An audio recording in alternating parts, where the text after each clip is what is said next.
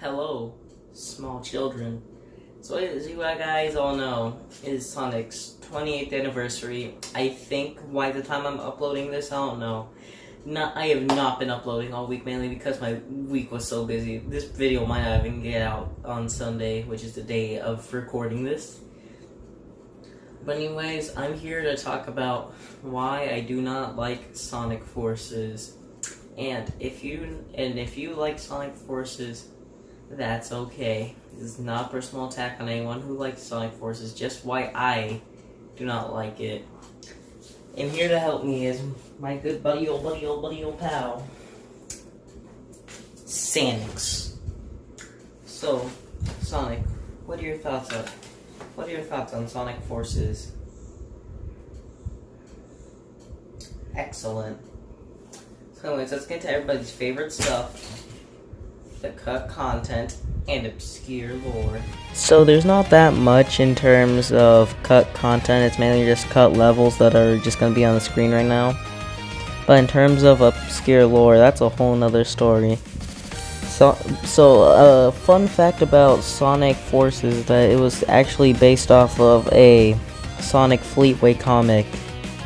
And I'm not even sure how many people are aware of this comic's existence. But in the UK there was a Sonic comic, and let's just say it was not as good as the American comic, okay?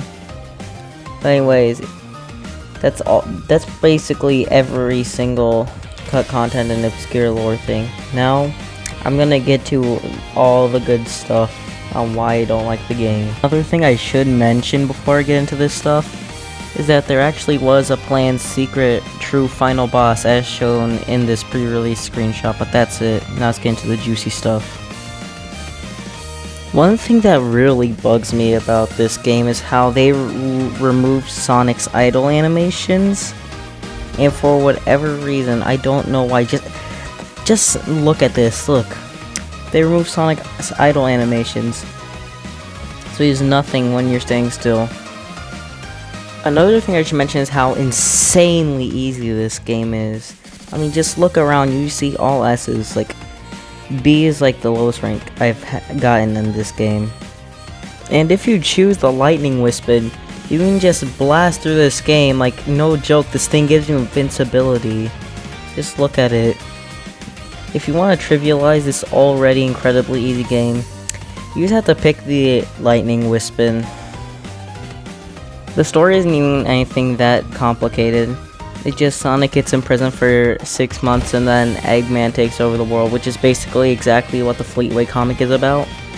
But anyways, the story takes place and it stars Sonic, your OC, and Generation Sonic, who has barely any impact on the story. And you have to try and retake the world. And can I just get a moment to rant on about Generation Sonic? First of all, in Sonic Forces, Generation Sonic is extremely slow. Like, literally, his own momentum cannot get himself up a hill. Oh look, there's the drop dash from Sonic Mania.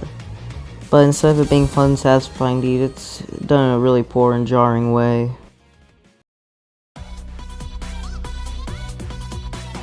So let's get a moment to talk about the music. For Sonic's tracks, it's like a mixture between electro and rock and roll music. But I honestly prefer the Sonic music in Adventure. And the music for the classic Sonic stages are just an 8-bit version of the Sonic stages. Also, the custom character stages are Vocaloid tracks, which I really, for some reason, don't like. I mean, you can like it, I just don't like it. While I do think the music is really good, it's just, it does keep the Sonic tradition of having really good music, but there's a difference between the music sounding good and the music matching, because the music just does not match with the songs. Like, picture this. You're in a city, and there's a war going on in the background, and dragons and robots are destroying the city. Now, what song do you use for that? I'll give you a minute to think about it. Come on, there are no wrong answers. Just kidding. The answer is how Sonic Forces did it.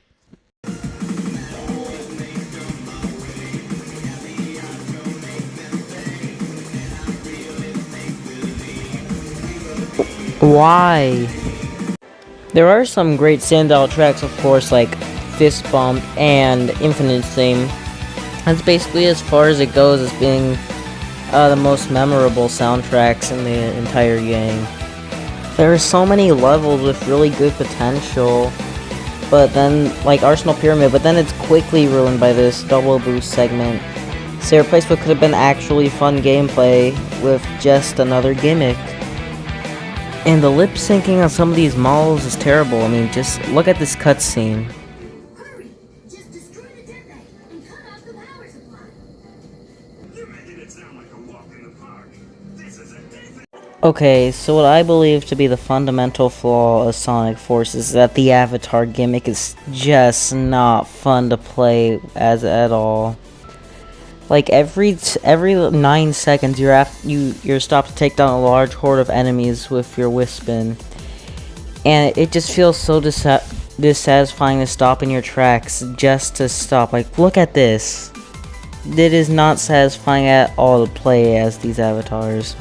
Some of these Whispins are actually bad to get, like this one, which whenever you touch the ground, you take a boost and die.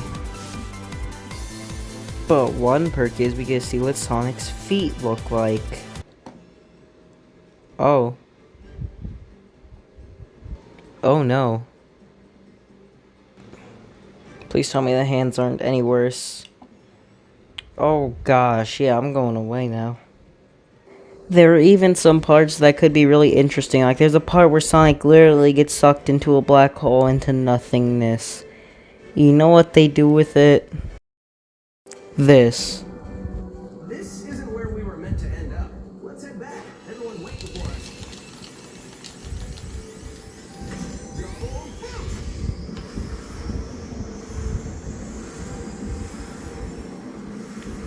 We've got this. Keep it up, partner. Nothing can contain the two of us at max power. Not even null space. Stop, everyone.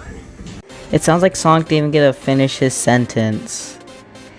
And they could have taken something that was really interesting, and then they just turned it into another double boost gimmick. I know the avatar thing can be fun, like when you're going through a bunch of hordes of rings with the Whispin, or blasting through hordes of enemies with the Drill Whispin. Oh yeah, and the Wisps from Sonic Colors are here because I mean, they could have at least made up something like, oh, Eggman needs the Wisps to power up the Phantom Ruby. But no, it just feels like they're there just for nostalgia references. You're mainly graded at the end of these levels based on your rings and points.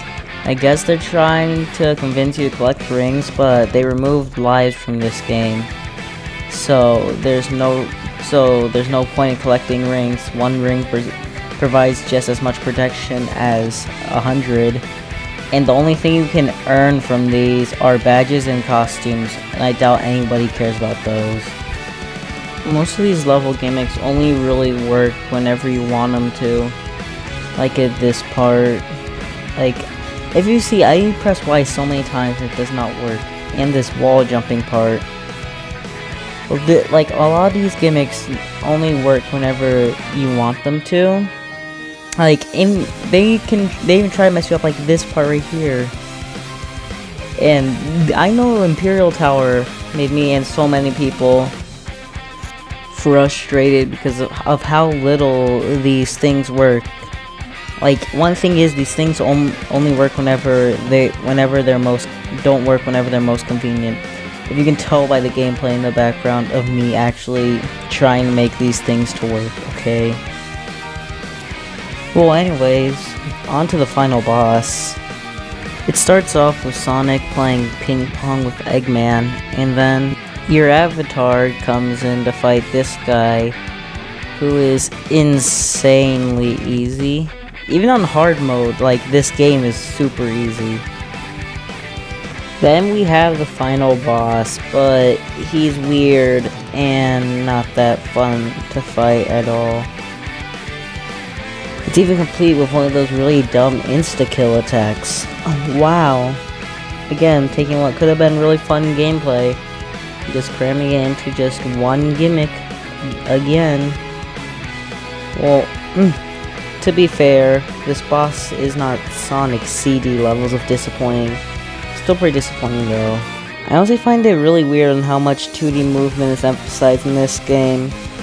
I mean, you already have fully 2D stages for classic Sonic, so why you need it for modern in your OC? I mean, Sonic Adventure 1 and 2 didn't have it. Sonic Heroes didn't have it. Shadow the Hedgehog didn't even have 2D sections, so why don't these have all 3D sections like those games? One thing that really annoys me is how preachy Sonic gets about. Bonds of friendship. And just confusing because Sonic is just shoving the power of friendship down your throat, and Sonic doesn't even have to do that. I mean, they already knew how to do it in Sonic Heroes, and all they had to say was, because we're Sonic Heroes. so why can't Forces understand that? Just confuses me. Oh look, there's Super Sonic. Remember when getting Super Sonic actually took effort? When you actually had to complete a bunch of super hard tasks to get Super Sonic? Now all I have to do is just press a button. Honestly, if you're gonna do 2D tracks in this game, at least do it on a level where you're actually gonna have to visually convey the 2D parts. Like, on this part, you have to visually convey the water. You have to visually be able to see the water, so it would require a 2D stage like that. But anyways, those are just my general complaints on the Sonic Forces. If I went any deeper, I'm pretty sure people would just claim this video as whiny nitpicking. But then if I just made a 3-minute video saying my general thoughts, people would just say it wasn't being thorough enough. So it's basically a lose-lose, guys. Well, anyways, tune in for my next video on my Eggman bonus facts, which is something I will be uploading to my second channel. Oh yeah, did I not mention I had a second channel called 3 Cheese, where I just upload dumb stuff and pretend it's content like this.